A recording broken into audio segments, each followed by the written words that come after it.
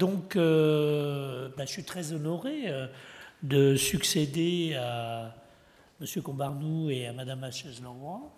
Je pense que je n'ai pas forcément les compétences pour le faire, mais suite à une discussion avec Régis Sankar à propos des travaux qui ne sont pas les miens sur Agnès Sorel, il a jugé utile peut-être que j'en dise quelques mots. C'est un risque parce que Agnès Sorel, c'est une personnalité, j'allais dire, régionale, bien connue, même s'il y a très longtemps qu'elle n'est plus des nôtres. Il se trouve que je l'ai rencontrée, si je puis dire, à distance, pour le moins, à l'occasion d'un cours que j'ai fait sur l'histoire du corps. Et en général, je commence par ce cas-là, parce que depuis la mort d'Agnès Sorel en 1450, son corps, en effet, n'a cessé d'interroger. Les moralistes de son temps reprochaient à cette première maîtresse officielle d'un roi de France d'avoir ensorcelé Charles VII par sa beauté. Des peintres, ensuite, au XVe, au XVIe siècle, ont cherché à rendre ses traits et ses formes. À partir des restes humains conservés dans son tombeau, un célèbre paléopathologiste, Philippe Charlier, pour ne pas le nommer, a tenté d'éclaircir les circonstances de son décès prématuré à moins de 30 ans. Mais au fond, la question, c'est que nous disent toutes ces traces, et bien d'autres encore, de la manière dont cette femme a vécu et souffert dans une société si différente de la nôtre par ses maladies et son environnement. Alors, on va commencer par un peu de latin. Rassurez-vous, je ne vais pas vous lancer un exercice de traduction, mais c'est une de mes premières traces, sans doute une des plus importantes, d'un des chroniqueurs de l'époque, Thomas Bazin, qui, à la fin du règne de Charles VII, pour décrire un petit peu ce qui s'est passé durant ce règne, donc on est en 1461, fait un tableau du roi, une sorte de tableau physique et moral du roi. Alors, je passe sur les détails, vous pourrez les voir, les lire peut-être plus précisément. Il décrit Charles VII comme n'étant pas vraiment un Apollon ni un Adonis, c'est le moins qu'on puisse dire. Il est petit, il a les jambes arquées, il a les genoux cagneux, bien, et en plus, il accentue ça en s'habillant très court. Bon. Donc c'est intéressant pour le corps de Charles VII, mais c'est intéressant aussi pour cette pulchrum agnetem que vous voyez là, c'est-à-dire la belle Agnès. Le terme est là. Il a au service de son plaisir, en quelque sorte, une demoiselle d'une grande beauté, donc qu'on appelle communément, dit-il, donc on appelle en langue vulgaire, communément, la belle Agnès. Il précise tout de suite, la phrase est assez bonne, il ne lut pas seul et elle ne lut pas seule. Donc ça veut dire qu'il a aussi, c'est ce que décrit Bazin, tout un troupeau de concubines. Excusez-moi, c'est les termes qu'il emploie pour satisfaire sa frivolité. Et ce qui nous intéresse, au-delà de l'attaque du moraliste classique à l'époque, c'est qu'il donne des précisions. Il dit, voilà, cette Agnès, cette belle Agnès, elle lui a donné une ou deux filles. Elle est morte de la dysenterie, c'est le terme latin, ça veut dire un flux de ventre plutôt. Elle est morte à la fleur de l'âge et elle est morte près de l'abbaye de Jumièges, c'est-à-dire pas du tout là où résidait Charles VII, mais il s'y trouvait de manière très ponctuelle parce qu'il y avait des opérations militaires en Normandie en 1450. Voilà. Donc ça, c'est au fond la biographie. Il est question de son corps, disons, souffrant, mais chez d'autres chroniqueurs, il est question de son corps triomphant durant sa vie. C'est-à-dire, il est question de sa beauté. Alors, vous avez plusieurs textes ici, je ne sais pas si c'est visible du fond, je ne vais pas, en tout cas, avoir le temps de les lire dans le détail. Je vais juste insister sur le dernier, celui de... pas le dernier, pardon. Sur le premier, au contraire, celui de Chastelain. Vous voyez, c'est un extrait qui nous décrit, au fond, la manière dont Agnès Sorel s'habillait et surtout dont, je dirais, elle apparaissait très déshabillée, surtout, hein, puisqu'elle découvre son sein, dit-il, jusqu'au tétin. Bon. Cette description, elle vient à l'issue d'un passage assez long où Chastelain raconte avoir rencontré la veuve de Charles VII. Charles VII, il est mort en 1461. Sa veuve, Marie d'Anjou, se trouve avoir rencontré Chastelain en route pour un pèlerinage à Saint-Jacques-de-Compostelle. Elle rencontre Chastelain et elle lui raconte ses malheurs. Au fond, il fait une véritable confession. Quelque part, on dirait presque qu'on est dans Paris Match. Hein. Je cite, hein, elle lui dit que par rapport à Agnès Sorel, eh bien, elle était vraiment très mécontente parce qu'elle avait les plus beaux parements de lit. Agnès Sorel, pas elle. Hein. Elle avait la meilleure tapisserie, elle avait le meilleur linge, elle avait les meilleures couvertures, la meilleure vaisselle, les meilleures bagues et joyaux, la meilleure cuisine aussi. Donc ça m'intéresse particulièrement, évidemment. Et qu'elle, elle était obligée de la recevoir à table, hein, et de voir tout cet amas de richesses que lui offrait le roi. Et c'est à l'issue de cette description que Chastelain donne ses précisions sur l'habillement donc d'Agnès Sorel. Elle avait des robes très très longues et des robes donc très découvertes, comme on vient de le voir, ce qui évidemment est un scandale aux yeux d'un moraliste. Alors, ça, c'est les traces laissées, et elles sont nombreuses, elles sont même exceptionnelles, les traces laissées par Agnès Sorel dans les chroniqueurs, c'est archi connu. Ce qu'on connaît peut-être un peu moins, c'est les traces laissées dans les archives. Donc pour ceux qui en douteraient, elle a bien existé. Hein. Souvent dans les archives, elle est appelée Agnès Sorel, hein, ce qui est exactement la même chose que Sorel. On sait par exemple qu'elle a eu des gages, elle a reçu des gages, pas grand-chose. Hein. C'est le texte qui se trouve à gauche, lorsqu'elle était au service donc de l'épouse de René d'Anjou.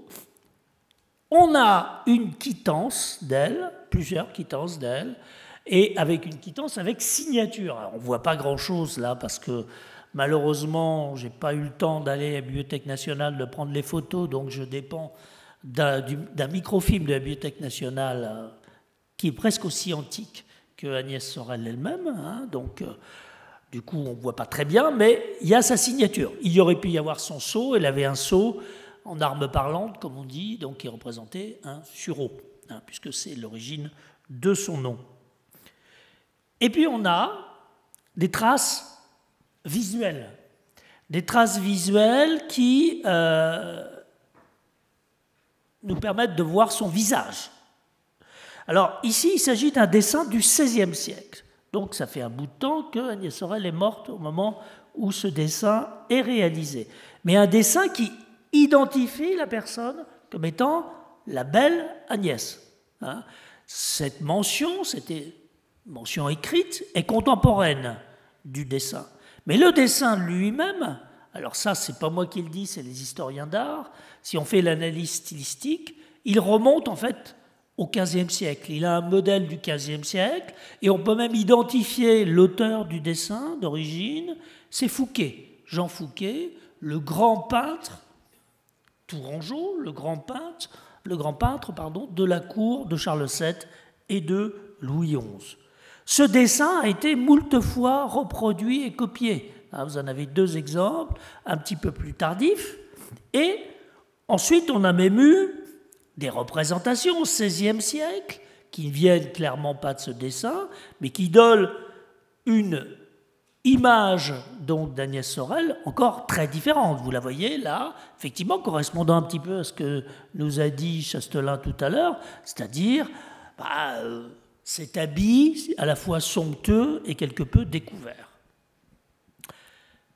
Cette représentation, évidemment, elle évoque un tableau, on va dire ça comme ça, même si c'est un retable, un diptyque en réalité, donc réalisé sur bois par Jean Fouquet lui-même, qui se trouvait donc à l'origine dans une église donc de Melun, qui représente, vous voyez, une Vierge à l'enfant.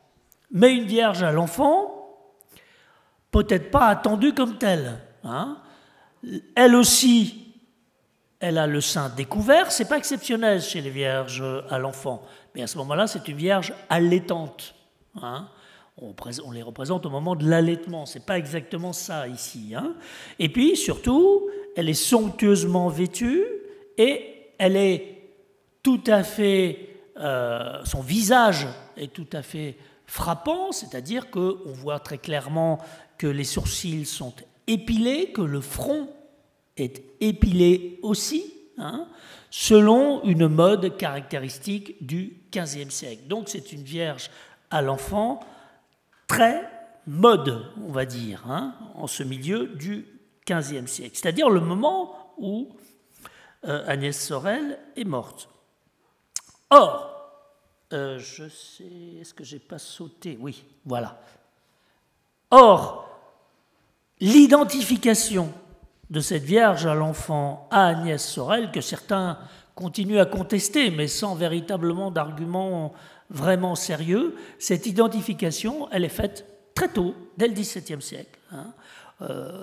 C'est dit, c'est précisé, on donne ces éléments d'identification. Et c'est d'autant plus fort que, en réalité, cette représentation de la Vierge à l'enfant, c'est l'élément d'un diptyque. L'autre élément, ça représente le donateur, Étienne Chevalier. Alors, une partie du diptyque, celle où il y a Agnès Sorel, elle est à Anvers, l'autre partie, elle est à Berlin. Donc vous voyez, ça a été divisé à un certain moment, mais on peut aisément le reconstituer. Donc Étienne Chevalier, qui est un des conseillers principaux de Charles VII et un de ses financiers, hein, ici se trouve associé avec son saint patron, Saint Étienne, hein, dans ce diptyque. Donc, la question, évidemment, c'est pourquoi Étienne Chevalier aurait-il fait représenter donc, Agnès Sorel comme la Vierge Marie dans le diptyque qu'il offre donc à l'église de Melun. Alors, bon, je passe sur les questions d'attribution à Fouquet, hein, qui ont beaucoup occupé l'histoire de l'art, mais il n'y a aucun doute, à mon avis, là-dessus. Et j'embraye sur Étienne Chevalier lui-même, dont on a certains éléments biographiques, hein, qui montrent que, il a été en relation avec Agnès Sorel, puisqu'il a été son exécuteur testamentaire, un de ses exécuteurs testamentaires, et que, il a été aussi en contact avec Fouquet. Donc vous voyez, on a quand même quelque chose qui se met en place. On sait que dans une demeure que Étienne Chevalier avait à Paris, il y a aussi des allusions très claires à Agnès Sorel. Alors, on n'a pas le temps de regarder ça dans le détail, mais une sorte de célébration, hein, cryptée sous forme d'anagramme, donc à Agnès Sorel, dans cet hôtel, dans des inscriptions de cet hôtel qui ont disparu depuis longtemps. Donc, je n'ai pas le temps de donner les détails. Quand on rapproche les dessins et la Vierge donc à l'enfant, on voit qu'il y a quand même un petit air de famille. Alors évidemment, on pourrait dire, bah oui, mais c'est comme ça qu'on représente les femmes bien maquillées et tout à fait dans les normes du temps à l'époque. Hein.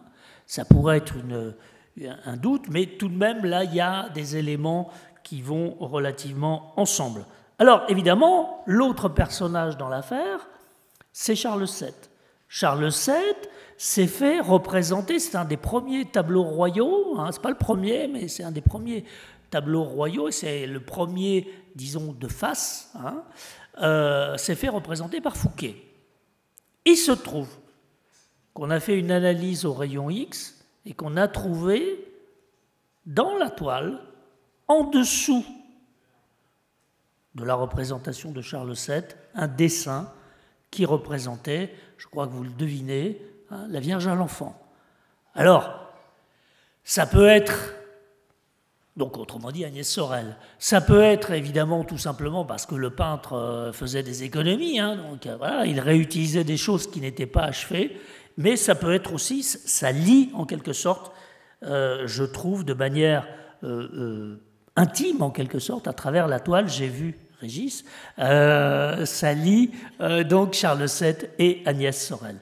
D'Agnès Sorel, on possède aussi des traces biologiques dans son gisant. Alors, on pourrait faire une histoire du gisant d'Agnès Sorel, donc à Loches, hein, dans la collégiale Saint-Ours. Hein, bon, il a changé de place à plusieurs reprises, hein, à 5 reprises, ce gisant. On en a fait une restauration très complète en 2015-2016. Grâce à des dessins du XVIIe siècle et grâce aujourd'hui à cette restauration, on est en mesure d'avoir une idée précise du visage. Qui est celui, en tout cas représenté comme tel sur le gisant, d'Agnès Sorel aussi. Et donc, par conséquent, de le comparer. Mais il y a plus que ça. C'est-à-dire que, à l'intérieur de ce gisant, vous avez une urne funéraire, alors je passe les détails, dans laquelle il y a des restes biologiques.